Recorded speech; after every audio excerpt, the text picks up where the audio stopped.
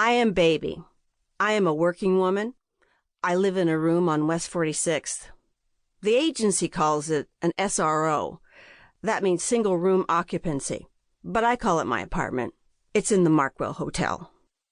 My grandmother used to call me Baby, and of course she was the only one that ever cared for me when I was a child. I lost her when I was 7, and I always liked the name Baby, and I just thought I didn't have anyone to care for me. I just thought, well, maybe people won't be... I know that people don't mean that they care for me when they say baby. It just sounds so nice. I work every day for 8 hours, 6 in winter. Virginia Brown, I call her Ginger, is my deaconess of music. She sings harmony with me and plays the accordion. She lives downtown. I don't know where exactly. We work for a living. We start every morning when Bloomingdale's opens at 9 a.m. and sing until 5 or sometimes 6 if our pay is good. In the winter, we quit at dusk, which sometimes is as early as 4.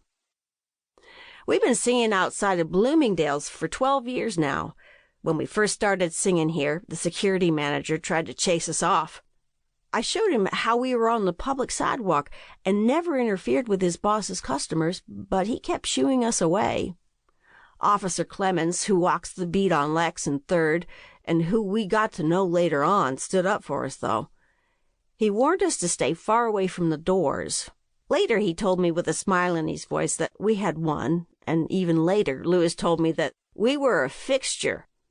I'm not sure I ever knew what he meant, but we've been working here now for 12 years, just like all those pretty girls who work inside, and we've never had a complaint since. Those that don't like our music just walk on by, as the radio song goes. You never heard that word busker? An elderly gentleman who used to walk by us every day with his little dog stopped one day and asked us about a song we were singing. It was The Royal Telephone to Jesus. He didn't know the song, but was curious to know where it came from. He was a nice man and always put $1 or 2 in my cup. He had an accent like he was from far away, maybe London, England, or some such place. He asked how long we had been begging on the street.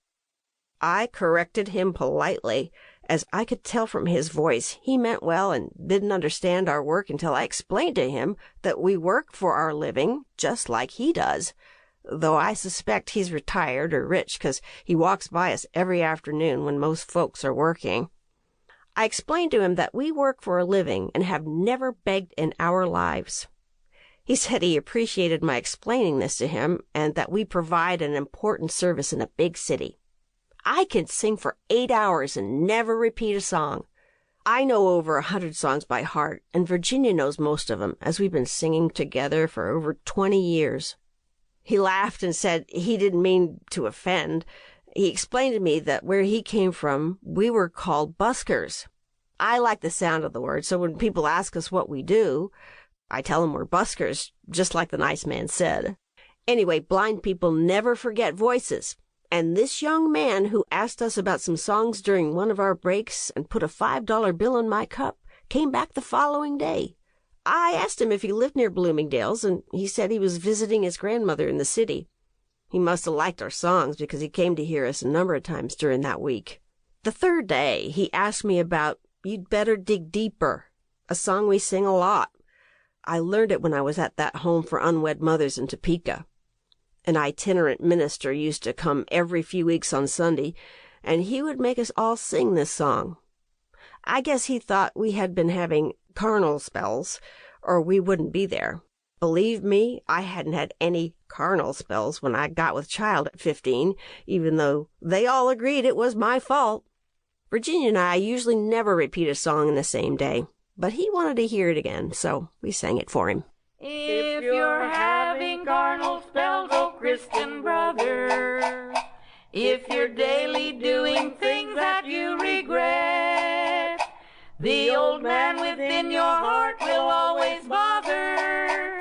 You had better dig a little deeper yet. You had better dig deeper. You had better dig deeper. You had better dig a little deeper yet. The old man will always bother. one you cannot smother. You had better dig a little deeper yet.